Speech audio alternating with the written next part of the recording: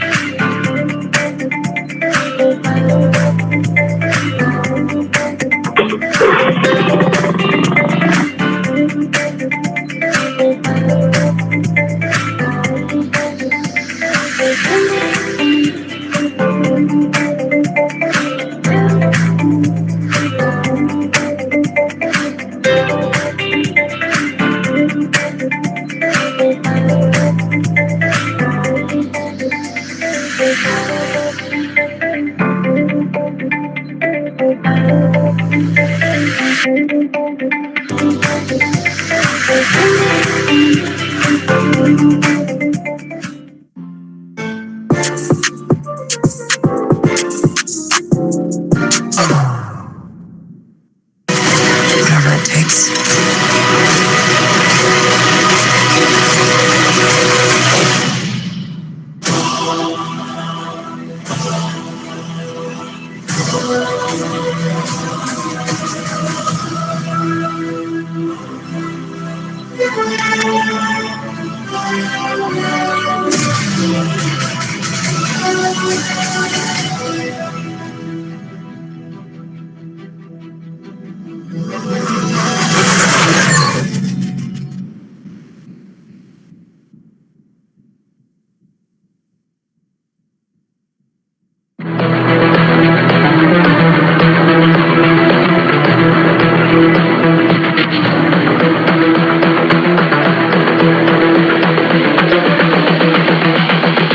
This is the future.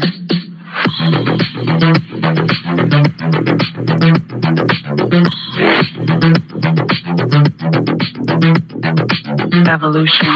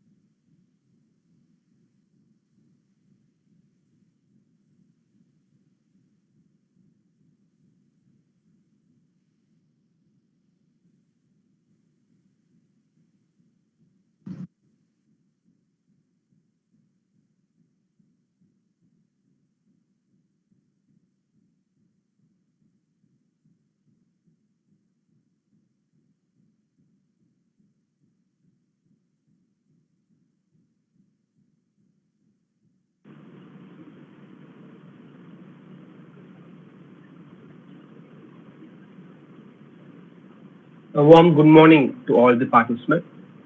It's a pleasure to welcome you all on behalf of Department of Mechanical Engineering, St. Joseph Institute of Technology for this webinar, Advanced Characterization and Microstructural Analysis. I would like to take this opportunity to thank our chairman, Dr. B. Baba Managaran sir, Mrs. P. Jessipriya ma'am, Managing Director, St. Joseph Group of Institution, Mr. B. Sasisegar, Director, St. Joseph Group of Institution, and I'd like to thank Dr. T. Ravichandran sir, Principal, St. Joseph Institute of Technology, who has been the backbone of all the events organized by our department. And I also like to thank our HODs, Dr. K. Arun Vasandagiran sir and Dr. P. Savitri ma'am, for their continuous support and motivation for organizing such webinars. And also, I extend my warm welcome to Dr. D. Danraj Satyaraj sir, Assistant Professor, Department of Mechanical Engineering, IIT Indore. Now, I'd like to request Mr. A. Sadish Kumar, Assistant Professor, Department of Mechanical Engineering, to give away the introductory address of today's speaker. Hello. Thank you, Krishna. So, good morning, everyone. Myself, A. Satish Kumar, Assistant Professor, Department of Mechanical Engineering, St. Joseph Institute of Technology. I feel honored and happy to introduce the speaker of today's session, Dr. Dan Satyaraj, Assistant Professor in the Department of Mechanical Engineering at IIT Indore. He completed his Bachelor of Engineering from Arulmigu Kalasalingam College of Engineering, Srivilliputtur, in the year 2006.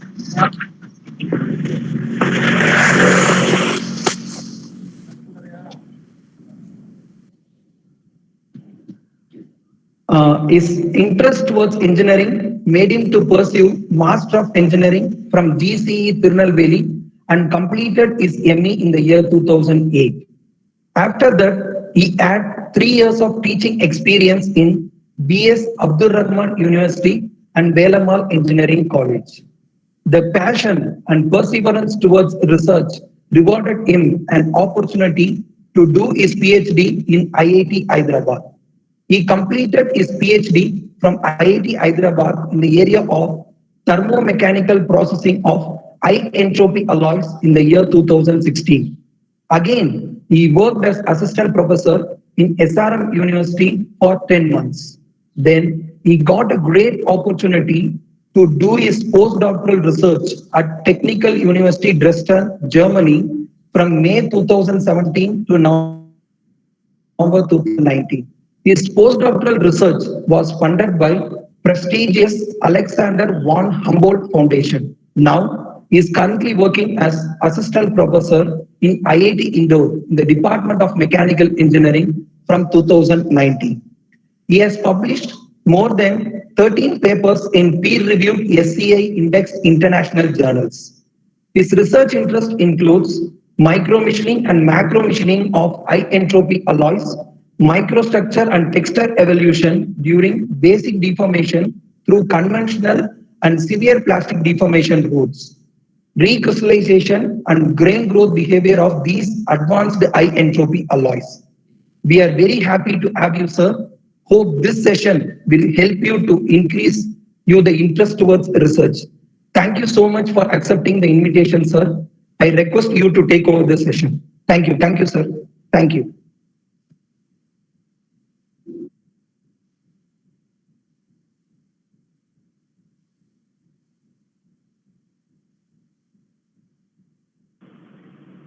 I request the participants to pin the today's speaker's session once you start to share the screen.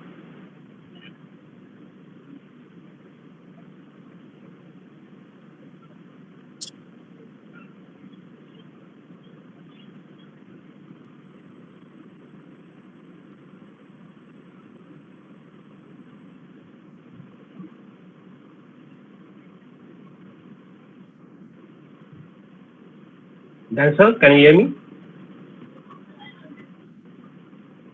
Yeah. Yes. Yeah. Okay.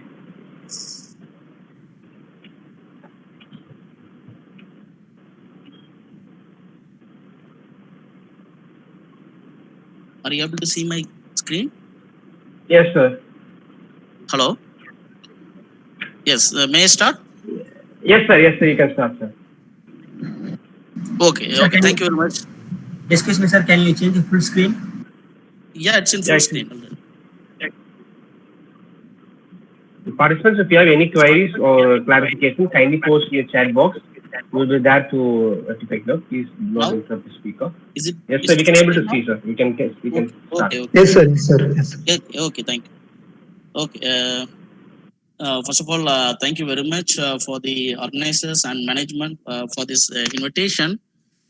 Today, I'm going to talk about microstructural analysis with respect to some of the characterization techniques. So myself, Dan Setiraj, again I will introduce myself. So myself, Dan Setiraj, assistant professor at IIT Indoor.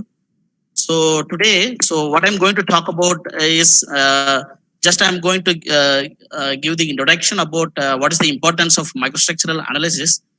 Mainly, I would like to confine my talk related to structural material. Okay.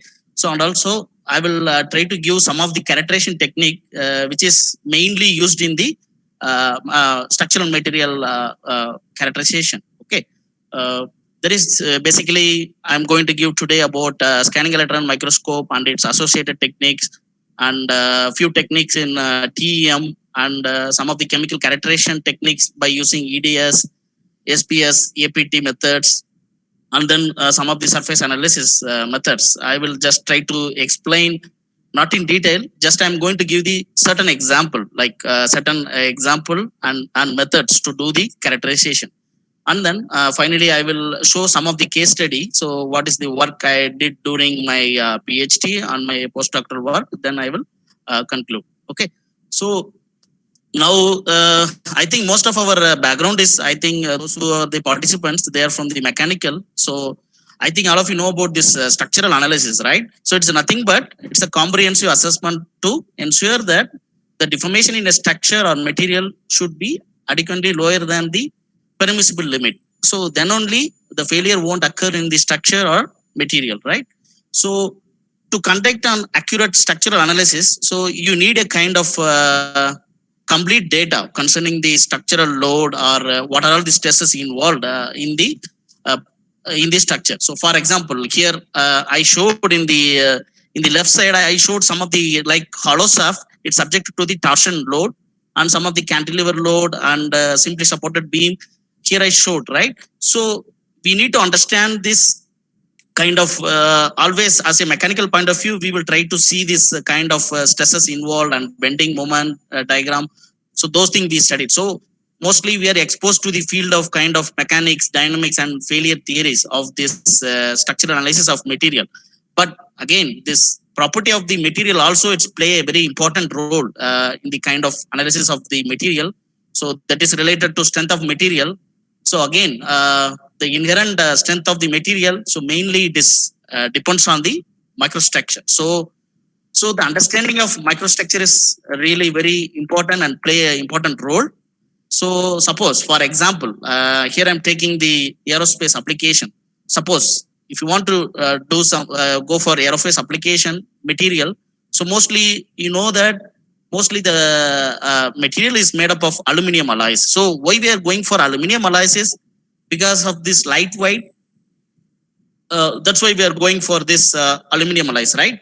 So in order to understand this property of this material, so always you need to understand the microstructure. So then only you can process the material.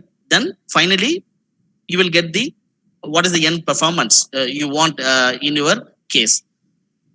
Suppose, for example, suppose if you are refining the microstructure, so that will lead to the kind of increase in the yield strength. So here, in the below to this slide, I showed the typical Hall pitch relationship. There you can, all of you know that if you decrease the grain size, certainly that will improve the property. So it means, so you can change the property of this, change the microstructure by using that, you can change the property of your material. So by the application of many manufacturing or engineering techniques on the material, so you can change it, right? Like all of you know about, maybe if you study the strengthening mechanisms, so work hardening or grain boundary engineering, so maybe you know about this hardening mechanism. So just I show the some of the typical microstructure. Here I showed to understand, like some of the people maybe don't know the background of microstructure. They don't know about the microstructure. So for that, I just show this SEM microstructure. Here you can see in the SEM microstructure, clearly you can see what are the information you can get from this slide by seeing this image. So you can say that by using the scale, you can find out the grain size, grain boundary fraction, and also how these grains are distributed in this case. So that thing you can get. And another important parameter, like all of you can able to see some of the contrast in the microstructure, right? So that mainly it's come from its orientation difference. So means that each grains are oriented in different crystallographic plane and direction. So that also it's play a very important role in the property of the material. So now I will try to introduce some of the characterization technique what mainly we used for microstructure analysis. So all of you know about it, right? Like it is the scanning electron microscope. So mostly the principle is based on the high energy beam of electrons that scans the surface.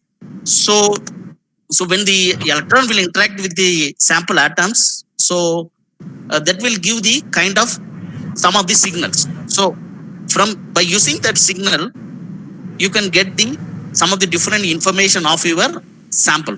So for example, here I showed, like most importantly in SEM, you will try to see the two things, right? SE image and BSE image. You may hear about it, like secondary electron image and backscatter electron image. This is the mainly thing what we will use it for the topological study. And also there is another signal, X-ray, Auger's electrons, that are all used for the elemental composition. So why we are going for SEM means, suppose it is a limitation of our optical microscope. Only our optical microscope can go until the resolution is until 0.2 mm. But by using the SEM, you can go until 10 nanometer. Nowadays, by using this HRTEM, so you can go little bit like 2 nanometer, we can get the high resolution in the SEM.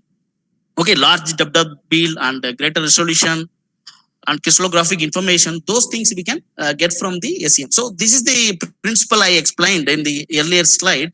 So how this electron beam will interact with your sample. Just I showed, like when it hits the surface, so it will eject some of the signals I told, right? So here mainly the secondary electron, it's come from the inelastic collision of electrons with atom. Okay. So if you take backscatter electron, that will come from the elastic collision of electron with atoms.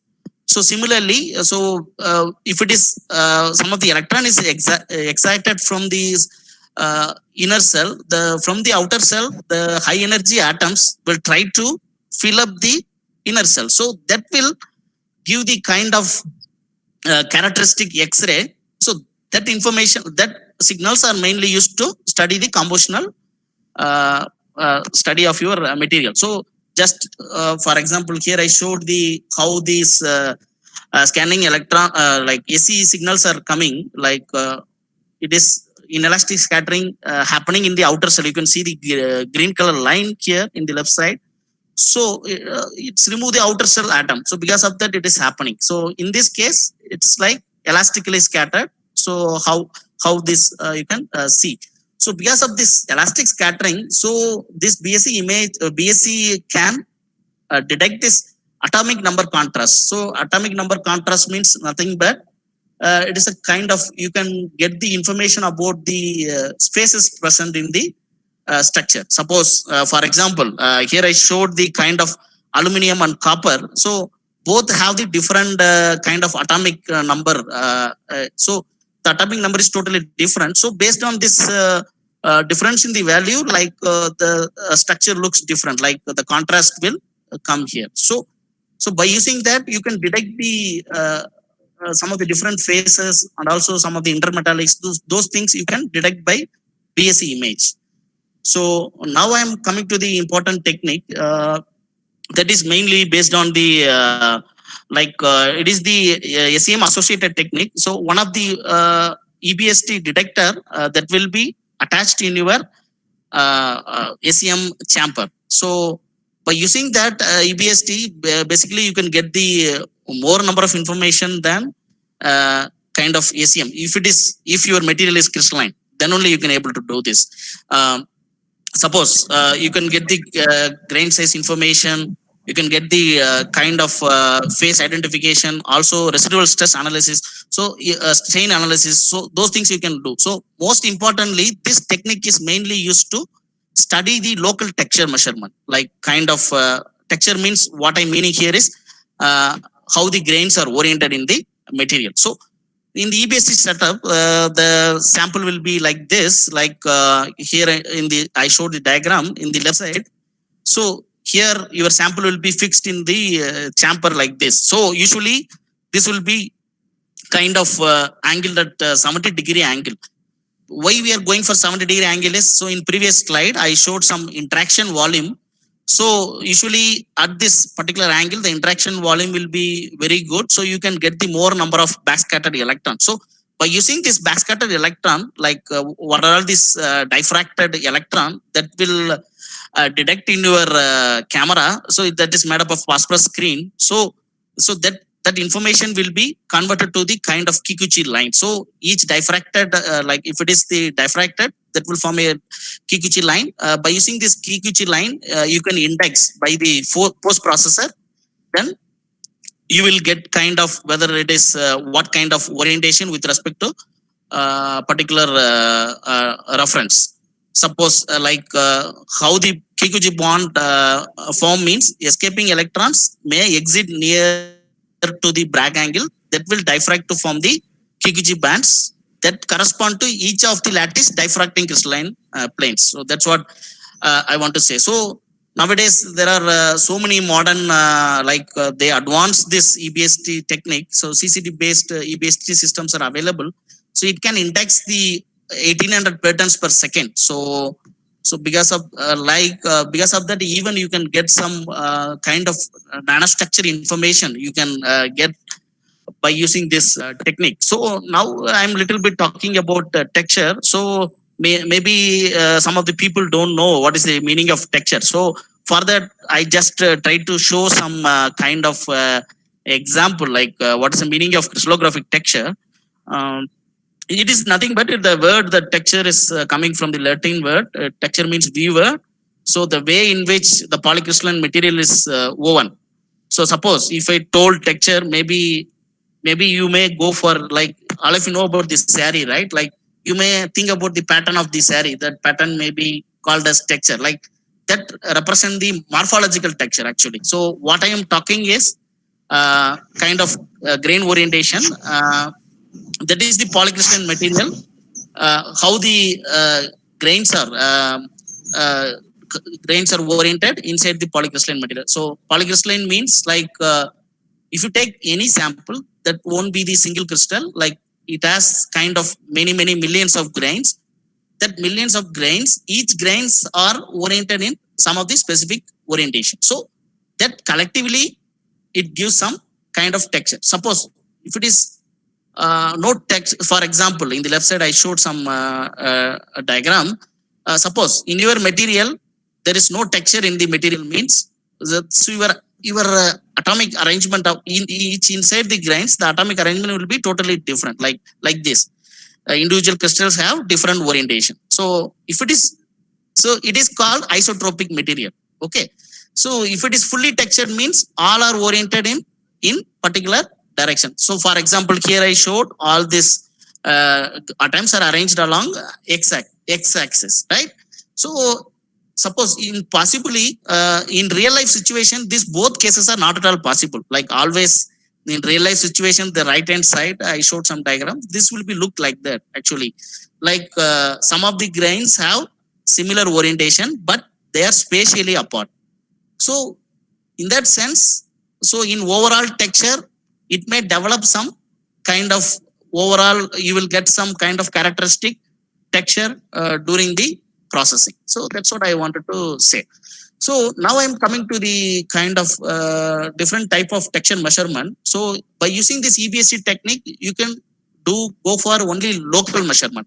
By using the macro texture, like by using the X-ray technique, you can measure the kind of bulk sample, like large number of volume you can measure.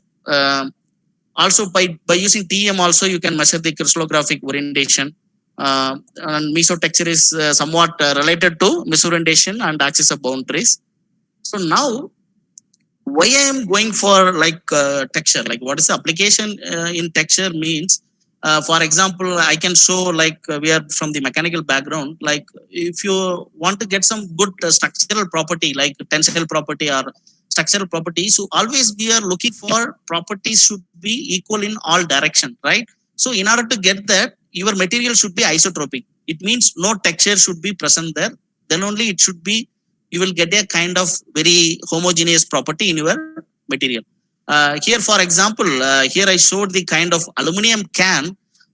Suppose, what's the problem in this aluminum can is, suppose it must have some kind of particular orientation. Then only you can get some without earring problem. You will get some desirable shape. So in bottom side, I showed some cup showing the earring. So this kind of problem is common in cans. So if you are getting the kind of cube texture, so you can get the desirable property. So similarly, maybe you may hear about this silicon steel. So it's mainly used for the electrical steel. So in that case, so if you are getting gas orientation, your core losses will be very less. So like that, so in so many fields, so this kind of orientation, it's play a very important role. So now I try to show where this texture will develop. Like almost in all the material processing, it is happening right from the solidification. Like if you want to make some new material, you need to solidify the material. So in that time, the texture will develop during the plastic deformation, during annealing, during phase transformation, during thin film growth. So in all cases, the characteristic texture will develop. So you need to understand this process actually. So annealing texture means, I try to give what is the meaning of this annealing texture.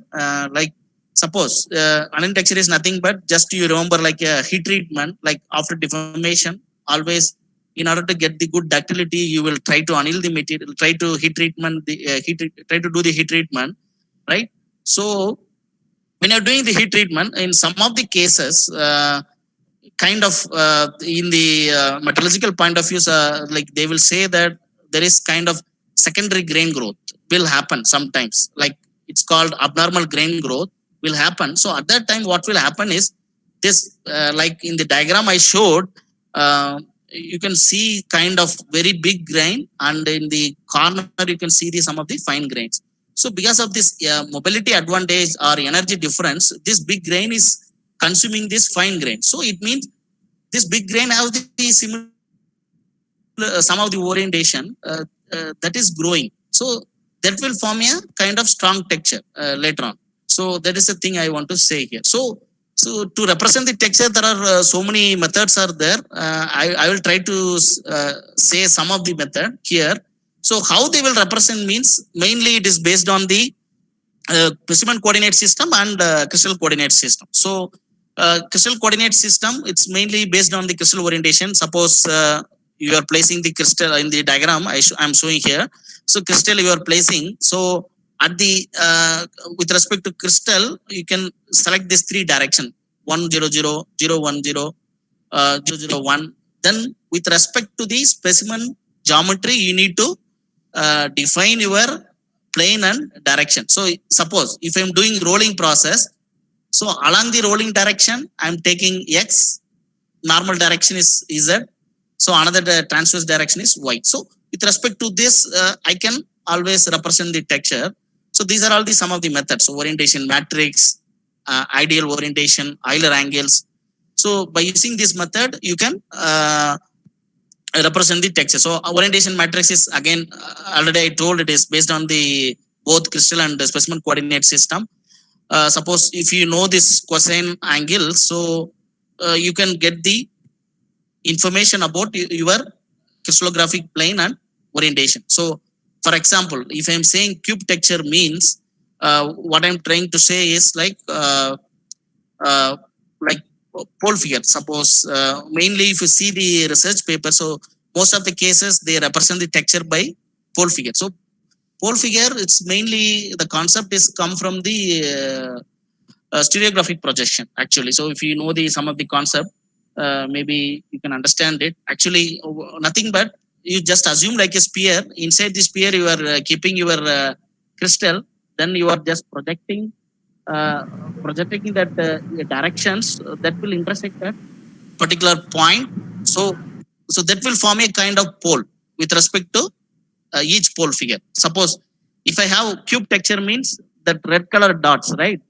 What are the red color dots? What I'm showed is these are all the poles what I'm getting for the particular cube texture. So in 1-on-1 pole figure, the cube texture will be look like this. Okay. So similarly,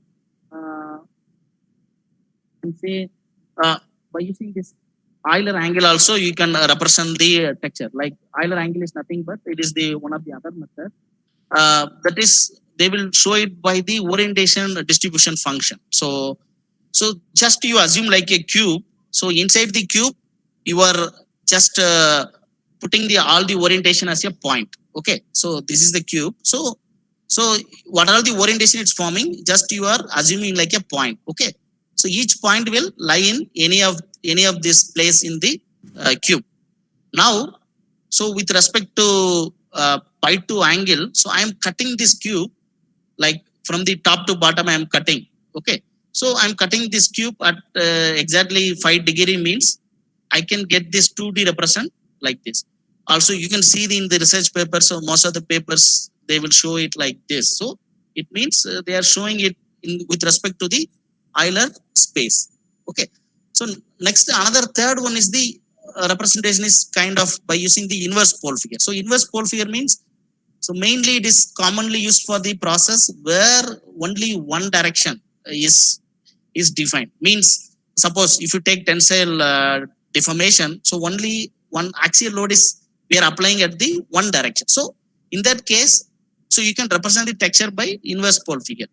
So that is the thing I want to say. So basically, if you know these three things like pole figure, ODF and IPF, how to represent, do you know this? Means you can represent the texture. So pole figure mainly it depends on the distribution of crystallographic direction with respect to a sample frame of reference. And ODF, it depends on the distribution of orientation in terms of Euler angles. Inverse pole figure, it depends on the distribution of sample direction with respect to crystal frame of reference. Okay. So now maybe certain example, I want to show what kind of thing you can, results you can show after your EBST results. Okay. So you can get some kind of orientation mapping. So this is called some of the orientation mapping. So here they try to color the particular orientation. Okay. Suppose green color here, it's showing the Gauss, blue color it is mentioning the brass. Means you can, after the post processing, so you can mention the kind of what are all the orientation in your sample. Also, you can get the information about kind of deformation twin information. So deformation twins means nothing but, so when you are doing some deformation process, the FCC metals usually will develop this kind of twins. So this will be kind of in the nanometer level. So this can be also determined by the using this EBST technique. So exactly you will get, it has some crystallographic relation. So exactly you will get a misorientation at 60 degree, you will get a peak. So this blue color represent the deformation twin here. So also maybe some of them maybe know about it. This is a kind of sigma 3 boundaries. So these are all really very important property for corrosion. So in order to identify this CSL boundaries, so that also have some special misorientation angle relationship.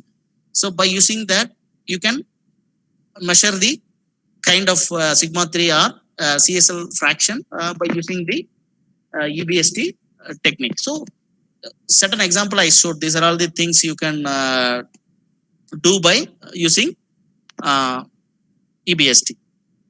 So another thing is the transmission electron microscope. Maybe all of you know about it.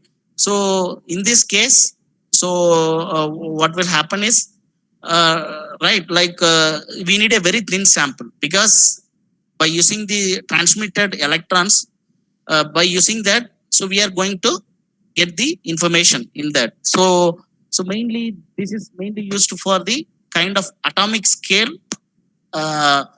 structural, in order to get the atomic scale structural information, and also chemical combustion, bonding, and coordination number data. Those things you can get from the TEM. So I'm just confined to the structural point of view. So suppose if you are doing any kind of nanostructure or nanostructure in your sample, so always you need to know your structure, right? So in order to get this information about the nanostructure, so always you have to do this bright field image or dark field image to understand the nanostructure formation. So bright field means nothing but it is the unscattered electron beam is selected with the aperture, and the scattered electrons are blocked.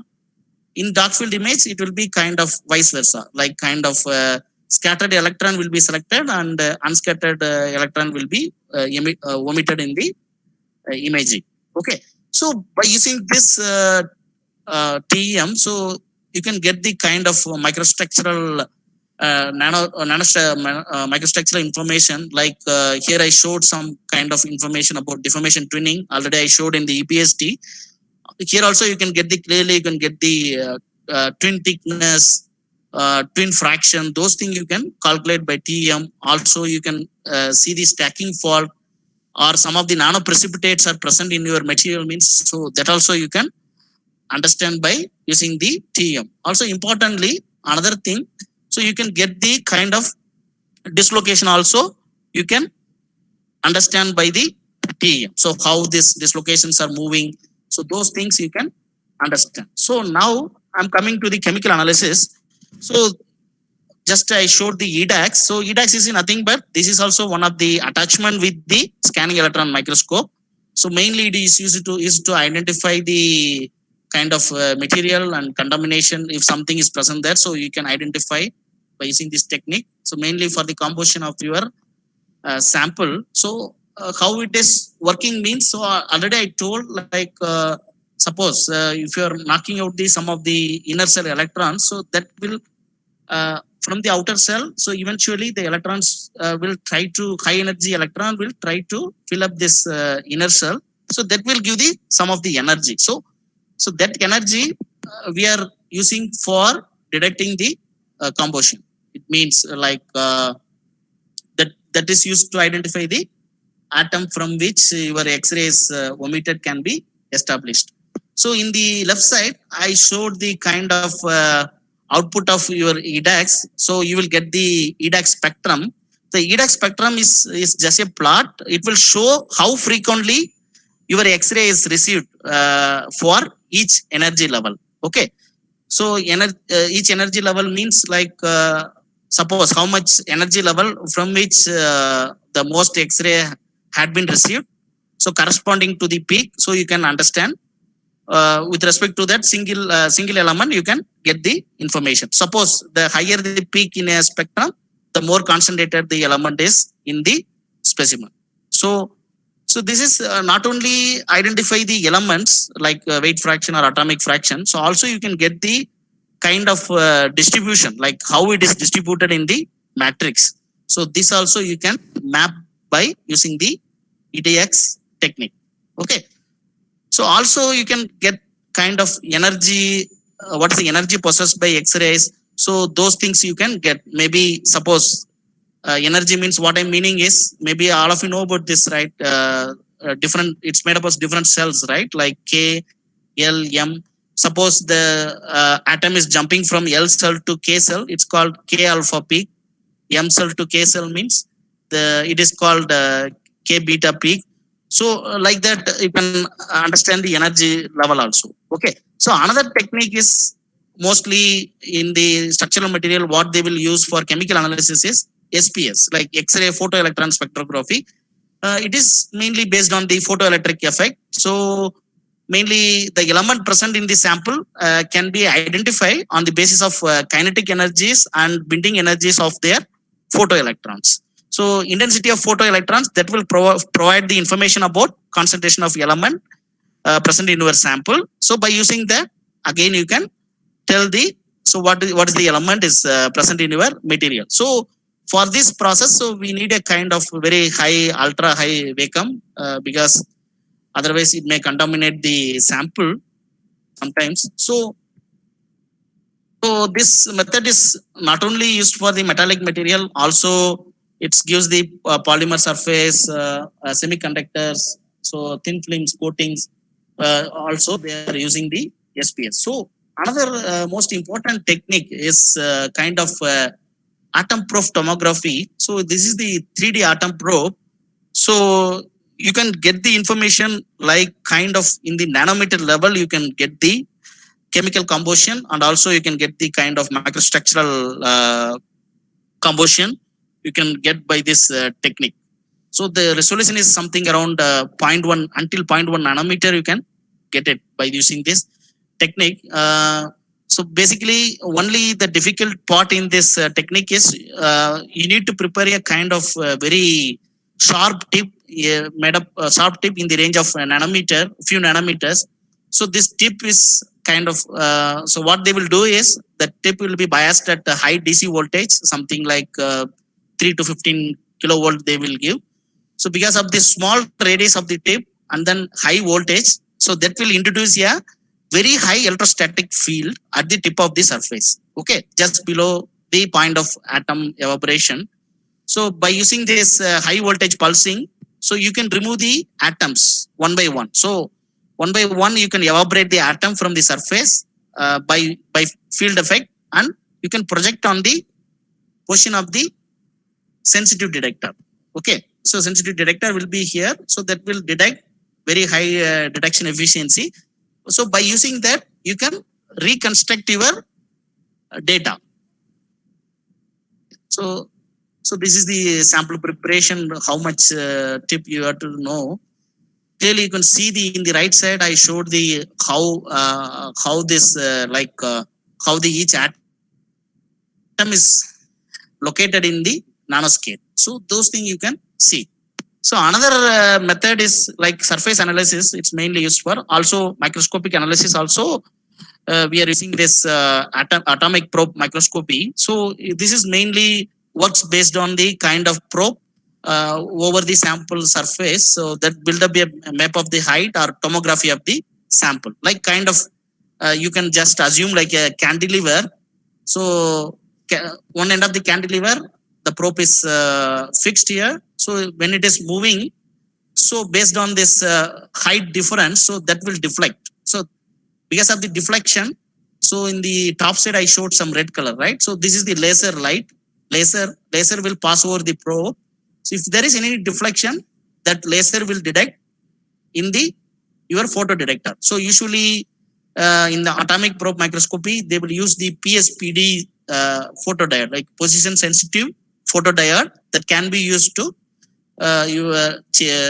track the changes. So basically this resolution also really very good. So you can go until 0.1 nanometer. So kind of you can get the nanoscale, you can get the information. So only thing is the challenging part in this case is, so your stage should be vibration free, and the probe, what is a sharp probe, is needed for high resolution. Also the force involved in this method also, it's very less. So it should be very sensitive. So 1 nanonewton, so something like this. So now I'm coming to the kind of some of the processing, like how we are doing the deformation processing. So whatever may be the material, so we need to do some kind of deformation process. So in order to come to the end use, so we need to do some process, right? So maybe all of you know about this basic deformation processes. So here I showed the rolling process. So try to get, so suppose if you want sheet material, you need to roll. Also forging process, So usually after cast, the structure will be very coarse. So in order to break down, they will do the forging process. Suppose you need a wire means you need to extrude the sample. Suppose if you need a cup kind of thing means you need to do the sheet forming. So those things and all. So all the material will undergo a deformation at all the processes. So this all the processes will develop a characteristic microstructure and also texture. So sometimes, so because of this heat treatment, suppose in this case, I am doing the heat treatment, right? So because of this heat treatment, maybe that may introduce kind of precipitation. So those things. So these things we should be understand during the process. So for that, so this basic characterization techniques will help. So now I try to introduce some of the severe plastic deformation processes. So this is nothing but, so in order to make the nanocrystalline or bulk nanostructure components, so we will use this technique. So this is called severe plastic deformation. It means, so you are by using the accumulating the very high strain, so you are refining your material. So kind of with respect to axial symmetry, I can divide the process like there are different types of processes available. High pressure torsion. Without axial symmetry, there are some of the processes, equichannel angular extraction, and with respect to deformation shown, some of the processes like ARB, repeated corrugation and straightening. So these are the process until I showed here. Suppose ECAP means there are two equichannels will be intersecting like this. So your sample will pass through the top of the equichannel, then it will come out from the bottom. So by doing that, so you can introduce the more shear in your material. So that will lead to the kind of refinement in the grains. So similarly, other process like ARB process, that is mainly for used for the bonding the dissimilar metals. You can form the sheet kind of products. You can do it actually. So in this case, nothing but just you are stacking the two material and then you are rolling to 50% reduction. Again, you are cutting into two halves. Again, you are joining the material. Again, you are rolling. So keep on, if you are rolling, you will get a more number of layers with very high refinement. So similar case, it's happening at like in, suppose if you are applying the high pressure in the circular disc sample, you can get a kind of very nanocrystalline structure. So these are also some of the process. Friction stir, maybe all of you know about the friction stir welding. So this is the kind of process like friction stir processing. So by using that plunger, this plunger will go inside the material. So that will lead to the kind of refinement in the surface or how much it is going inside. So you can get the refinement. So kind of same thing like multi-axial forging, and like the this is something like repeated corrugation and straightening technique. So in this case, so based on the design of the die, so you can design your process. So another case, so here I showed some of the kind of surface treatment, like mainly surface treatment means, so we are changing the microstructure of the surface. So in order to for specific application, suppose if you take corrosion application and all, so we are no need to bother about the inside material. So only we're looking for the outside.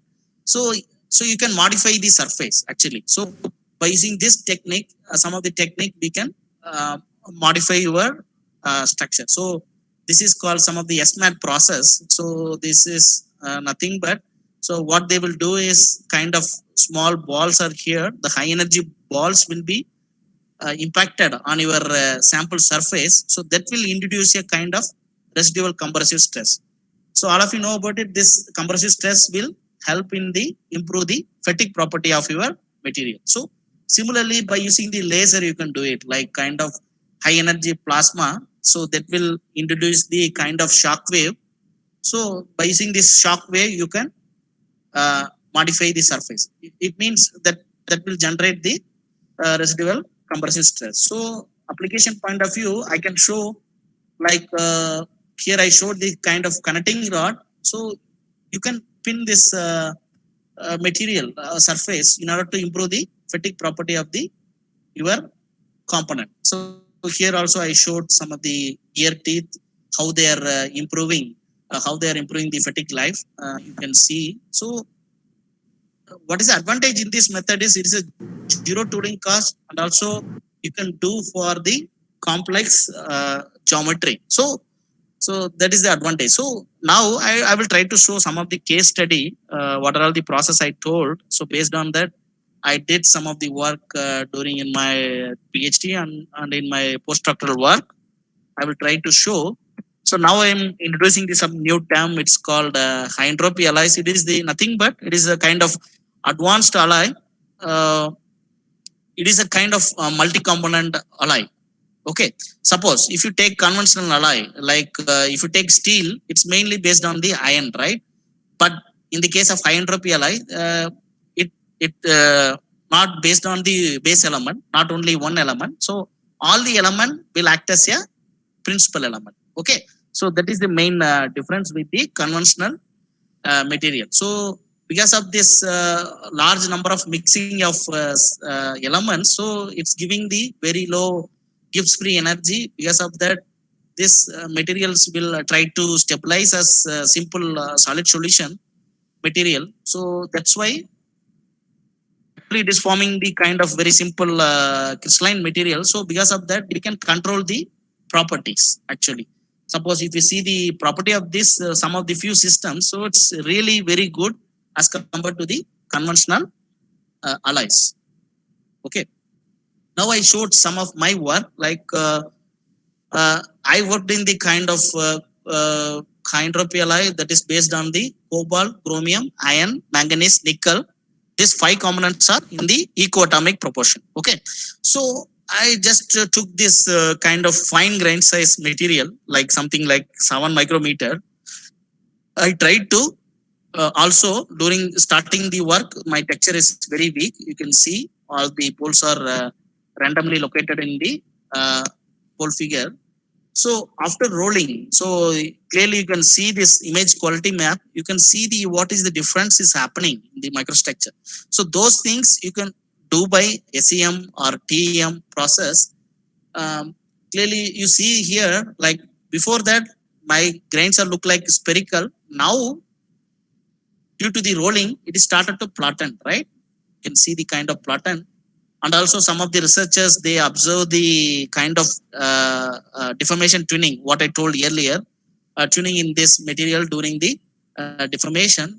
Also after when I could be able to roll this material until kind of 0.12 sheet, like 0.12 mm thickness.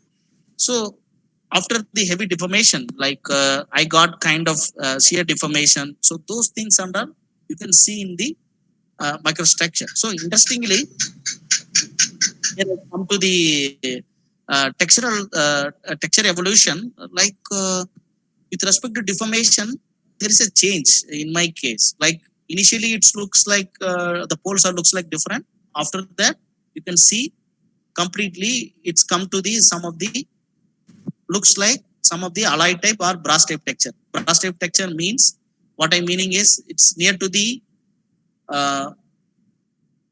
pass and the S locations, these poles are located. Okay. Now, after this rolling process, I try to anneal this heavily deformed sample. So, in order to get the bulk nanostructure material, like suppose I can able to form any nanostructure or not, I try to do it. So, in this case, so until 700 degrees Celsius, there is no complete recrystallization happened in this alloy. So it means we can use this alloy for a very high temperature application. So also until 900, there is no significant growth. So only I got something around 3 to 4 micrometer grain size.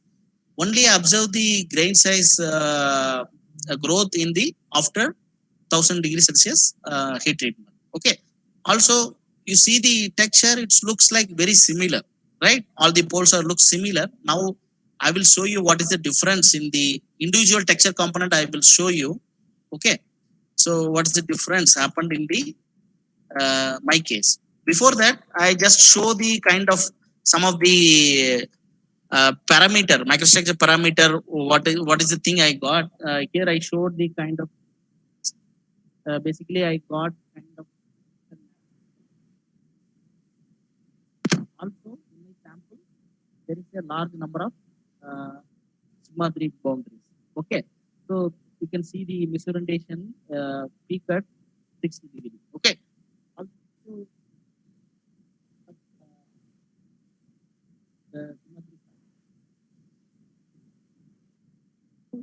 again, I am coming to the texture.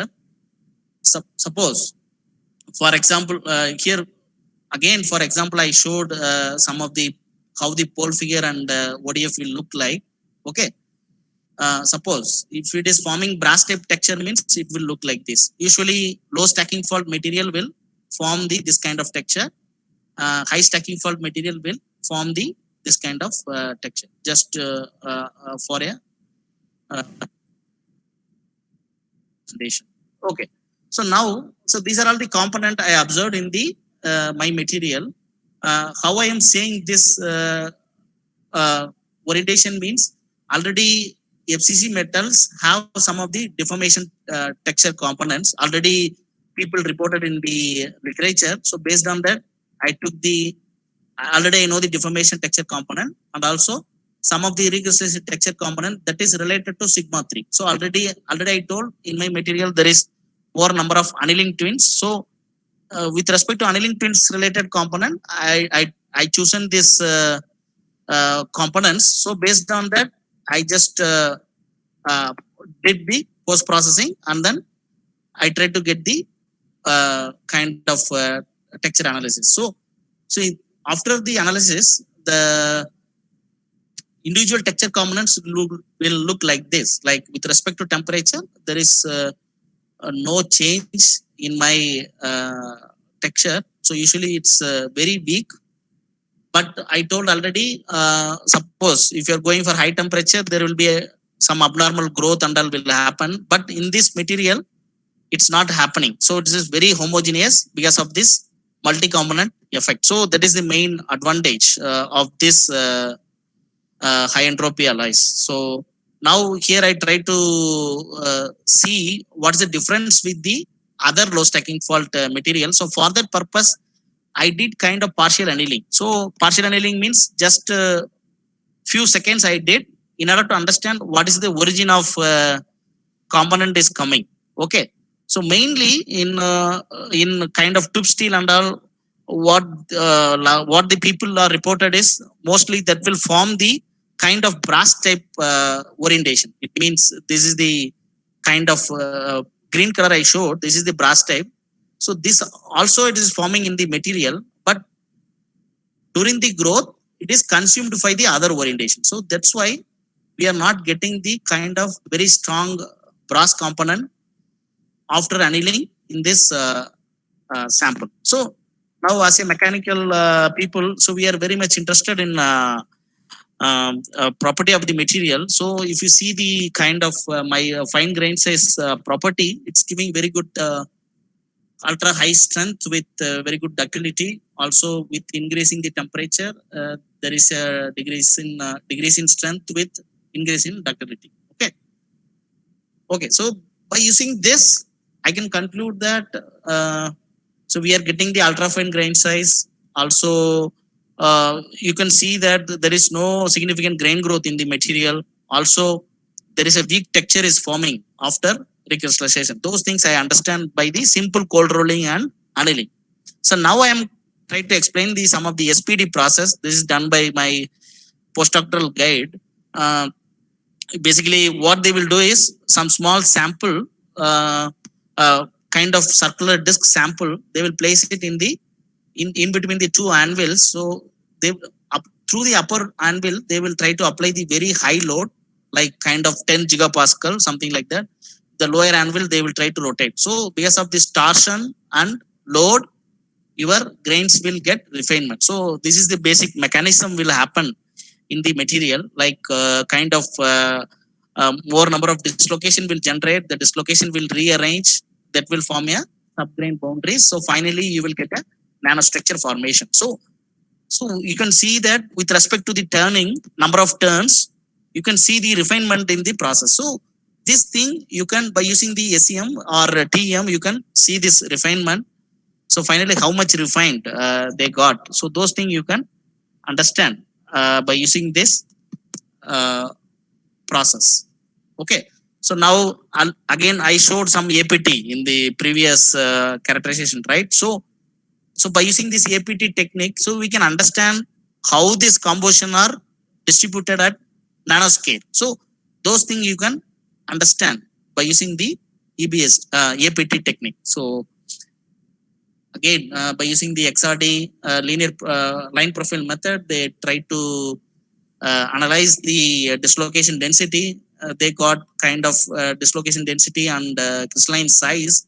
They got around 25 nanometer. So after this HPT process, so here I showed the bright field image of the TEM.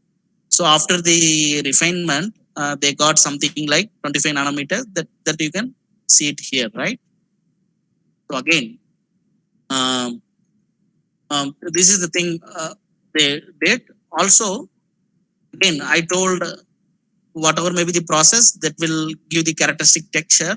So in this case, so this is the kind of more shear is involved in this process. So mostly it is forming kind of shear type of components. So this A1 star, A2 star, B bar, these are all kind of shear components. So that is forming in the texture. So those things they analyzed. Okay. So after that, if you look at the harness, like with the increase in the turns, number of turns, the harness is increased. After that, after certain level, it's saturated. By using this, you can understand that by using this SPD process, we can refine until 25 nanometer with very high dislocation density. Also, this alloy develop a kind of weak brass type shear texture even after HPT. So those things they understood from the study. Okay. Now I show you another case study. So what is the work I did during my postdoctoral research? So here I showed the kind of low temperature deformation. So here interestingly, here we deform the material at very low temperature, like 4K, like kind of in the helium atmosphere. We are trying to get the tensile deformation. So suppose if you are going for space application and all, so the temperature will be much lesser, like very low. So in order to understand the deformation process at low temperature, so we try to do at 4K. So until 4K. So I could able to see in this material, there is a change in the kind of the flow curve. You can clearly see, right? So until 140K, it is not giving much ductility. So after that, it is giving a very good ductility, right? So drastically it is improved. So this ductility, so what I want to relate with this is mainly it is due to the deformation twinning. So here I showed some EBST map. You can see in the red color lines that showed the kind of deformation twins. So deformation twins are completely it's happened at this particular temperature. So because of that, your ductility of your sample is increased. Also, it's formed the kind of characteristic texture. You can see already, if you remember, I told for the tensile deformation, you have to show it by IPF Polfier, IPF map. So you can see 111 and 001. These both are getting strengthened. Okay. So I try to plot the fiber texture. So it is having the mixed 111 and 100 fiber due to the twinning. And here for the same material, here I want to show some of the wire drawing, like during the wire drawing, how the deformation process happened and texture developed. Again, wire drawing is it is similar to the tensile, right? So the similar kind of component is coming in the wire drawing also, like kind of 111 and 100 fiber is coming in the material. Now, within 5 minutes, I will try to conclude. This is the work what I am doing here in IIT Indore with Professor Palani in the mechatronics lab. So we are doing some laser shock pinning in order to understand in order to get the better surface property in this similar alloy, similar Cantor alloy. So already I told the purpose of doing the laser shock pinning is not to improve the fatigue life of the component. So usually you will get the residual compressive stress. So that shock pinning that will modify the microstructure in the surface region also. Near the surface, you will get the refinement. So pinning means nothing but it is the backside. The pin is backside of the hammer. Suppose if you are pinned by this plastic deformation by pin is call it like pinning. Okay. So this is the thing will happen at laser shock pinning. So you are generating the high energy plasma. So that will generate the very high shock wave inside your material. So with respect to mechanical shock pinning, in the laser shock pinning, you can go for more depth because of this high energy laser. So you can refine little bit higher than mechanical pinning. So this is what is the setup we have in our lab. So how we are doing the process. Okay. So what I did is nothing but just I took the kind of some of the fine grain size I took in the range of 20 micrometer, and then I try to annihilate two different condition in this sample. So to get the ultra fine grain size. So as expected, I got something like 600 nanometer and 1 micrometer in the two different cases, 650 and 800. So after that, I tried to do the laser shock pinning. So after shock pinning, interestingly, we saw the kind of grain refinement. So it's refined to kind of 345 nanometer. Also, you can see the more number of low angle boundaries. So it means this is forming the very high dislocation density near the surface. Also, the 800 sample is refined to kind of 300 nanometer. Also, I tried to do the kind of XRD analysis in order to understand the compressive residual stress to measure that. So this is the thing I used. Okay. So also always when you're doing the laser process, always you are looking for the surface roughness, right? So surface roughness should be kind of, it should be usable. So for that purpose, so we measure the surface roughness. I try to do it in two conditions, like one with direct exposure with the laser. In another case, it is exposure, the laser is exposure, like the sample is inside the water medium. So inside the water medium, it doesn't affect the surface. So usually I got in the water medium, I got very good surface roughness property actually. So this is the thing I showed, like without water, how the surface affected you can see here actually.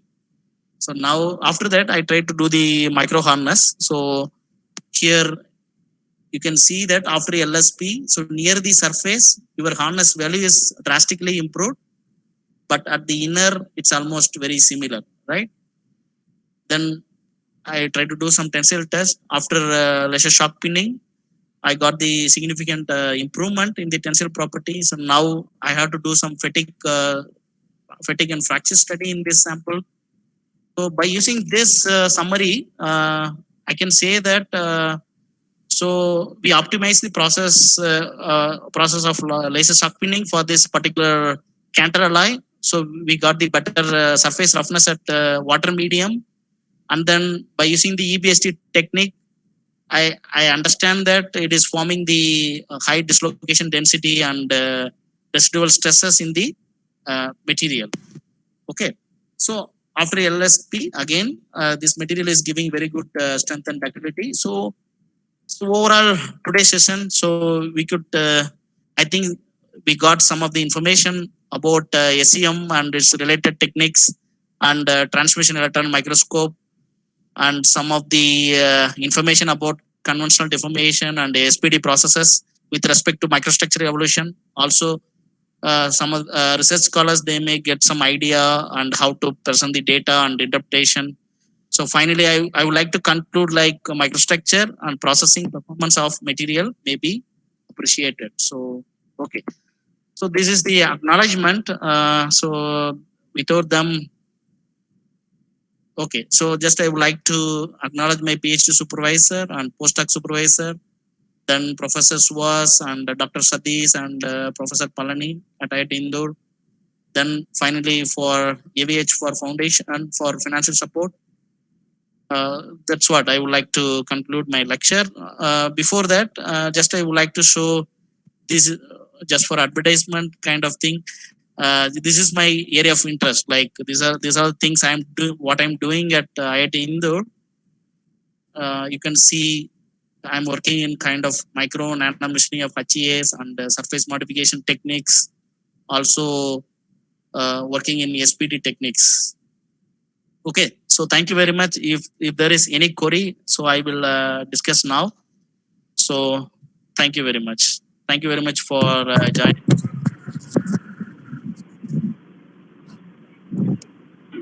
Thank you, sir. Thank you, sir. It was really a good lecture. We thank you, sir. Participants, if you have any queries or clarifications regarding to this, you can please post it in the chat box. So we can get into the chat box, sir. We can get into just Google a minute. Meet. My system is stuck. Okay. Yeah, just a minute. My system is a little bit hanged actually. So, wait a minute. Sorry. No problem.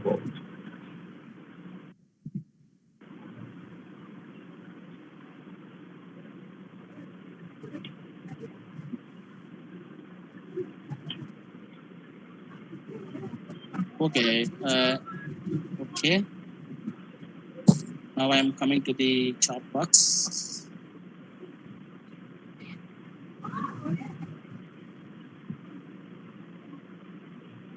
Yes.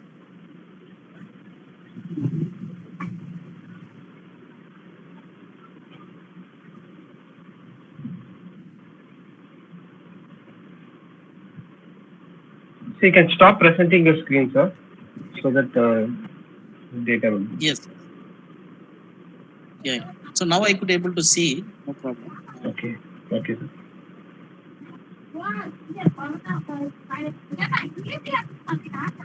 Okay, so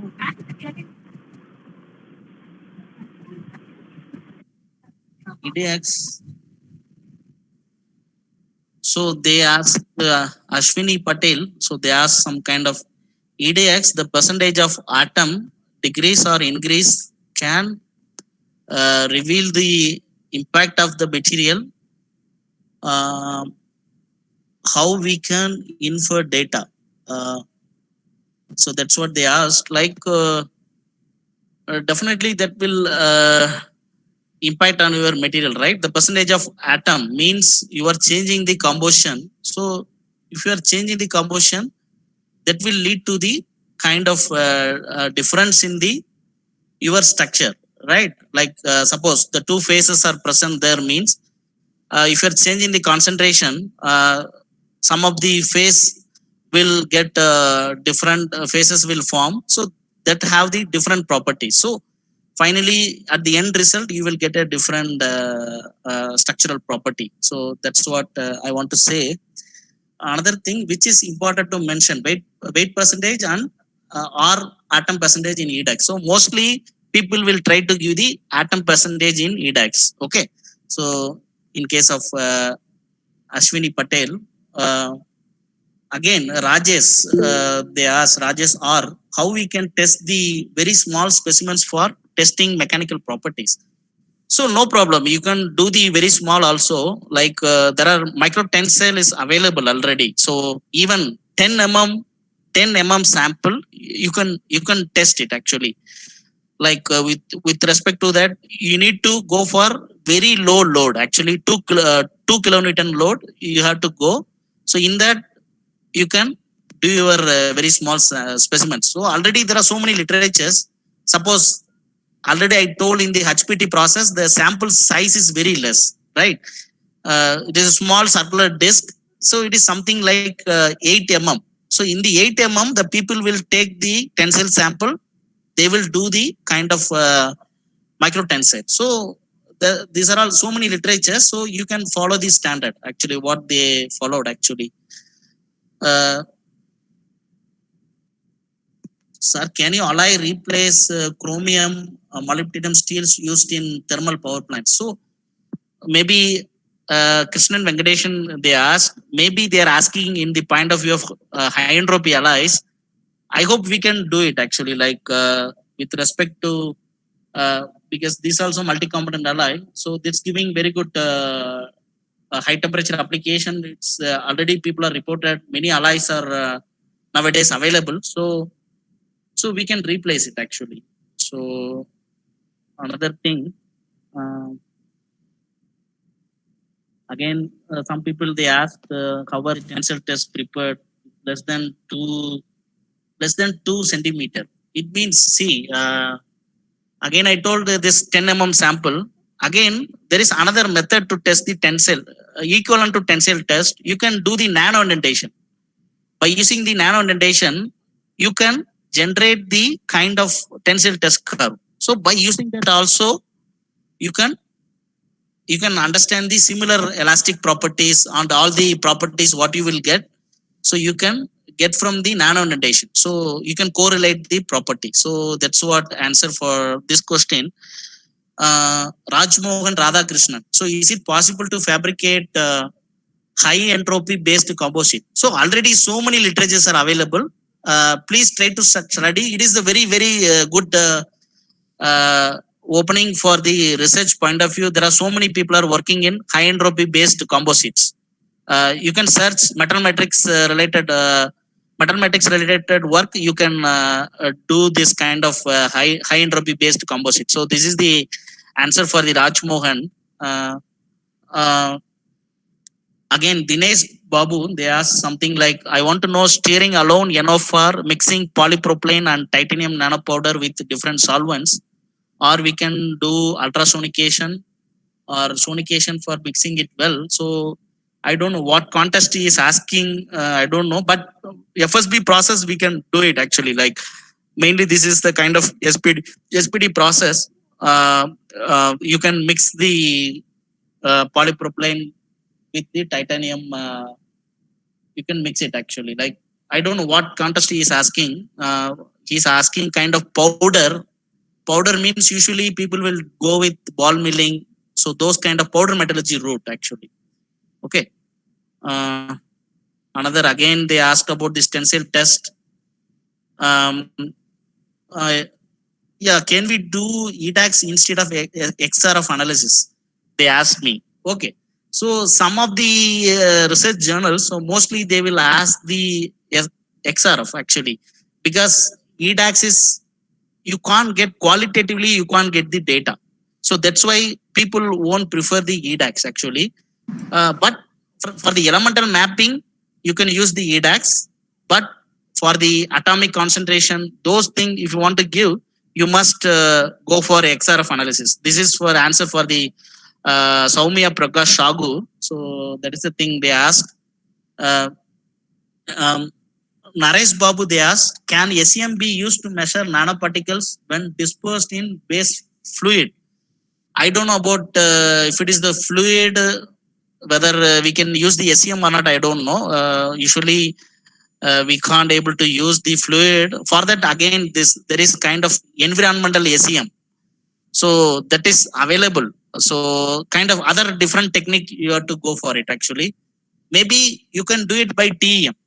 By TEM, what they will do is you have to dry your fluid with nanoparticle in one base. After that, you have to take the disk sample. Then you can place it in the TEM. So you can get the information about your nanoparticle. But you have to dry it actually. So this is the answer for Naresh Babu. So ASTM standard for micro tensile, like there are so many standards are there. What I know is E8 standard is the very standard method for micro tensile. Maybe you can search in the internet. There are so many methods are there. Even your sample size is very less. No need to follow any standard. Actually, whatever your cage length you are taking, you can mention in your paper actually. So that is the thing I want to show. Is wear properties improved in mechanical sharpening or laser sharpening. Definitely, after mechanical sharpening and laser sharpening, you can improve the wear property. In that direction, also many people are working. Maybe you can search the journal with respect to the wear property. So this is the answer for Soundararajan. Um, Ashwini Patel. So they asked study of surface roughness and SEM, how we can correlate. Surface roughness and SEM you can't correlate, but you can understand this surface roughness properties by some other methods. AFM or already I told about this AFM or some of the standard technique is available, right? So surface roughness measurement technique, by using that you can find it, but you can't relate with the SEM. Maybe you can see the morphology of your sample, how the surfaces look like. So those things you can see by SEM. So this is the answer for Ashwini Patel. I don't know. Maybe so many people asked.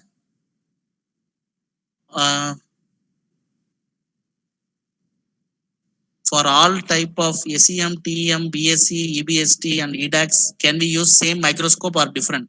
Okay. What I told is SEM, EBST, EDAX, all are related to one machine. Okay. In the SEM, EBST and EDAX is attached. TEM is different. TEM is totally different concept. Maybe he don't know this basic idea. So this is the answer for Syed actually. Okay. Different how we can improve the abrasive resistance in carbon steel by different type of quenching media. So you need to understand the phase diagram. Actually, you have to see where this precipitation and those things will form. So based on that, you have to quench your sample, like that temperature and all. You have to do the literature. This is the answer for Pradeep. And Vimal Kumar, how we can control the grain size and microstructure in the heat treatment process. So we can't control it actually.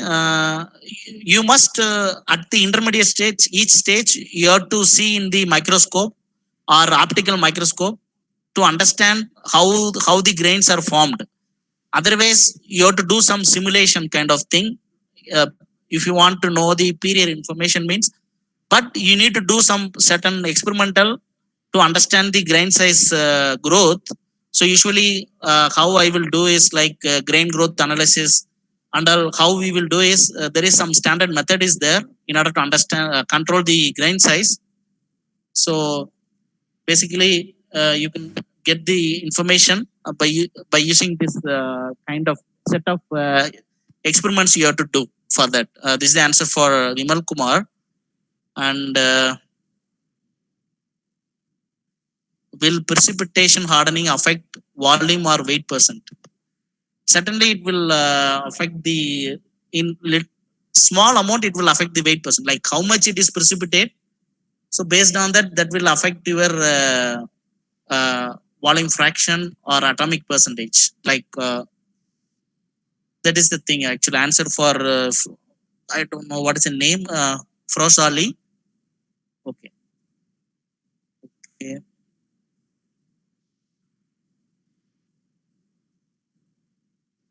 So another guy, they asked, sir, what is the analysis used for grain size, whether EBST or any other? So you can use the SEM technique also. You can find out the grain size. There is some of the software is available, like ImageJ software. Those things are available. By using this ImageJ software, you can get the information even after optical microscope. If you have optical microscope or SEM microscope, by using this ImageJ software, these are all free software. You can download it. So by using the information, like already I showed some grain boundary, those things, right? That and all it will detect actually. So by using this post-processing technique, you can find out the grain size. Again, by using EBST, again already I told, by using the software, you can easily find the grain size. So TEM also you can use. So any method Any method you can use grain size. But if it is nanocrystalline, mostly you have to go for TEM. So that is the answer for Gaudaman. That is a thing. So E8 is the ASTM standard. Yes, E8A is the ASTM standard. Like that he asked. Like whatever standard you can follow in the tensile sample, but you should write in your manuscript. That's what I'm telling. Suppose if you have the sample, if you have available sample, means you should do the standard. Suppose in case of some of the process, you will get a very small volume of sample. In that case, no need to follow. Okay. Suppose if you're doing some manufacturing process, so at that case, definitely they will ask you standard ASTM standard. They will ask. Suppose if you're doing any new technique or what I told, this SPD technique, HPT and all, the total sample itself very less. So they will accept it. Whatever you are doing, you should mention it actually.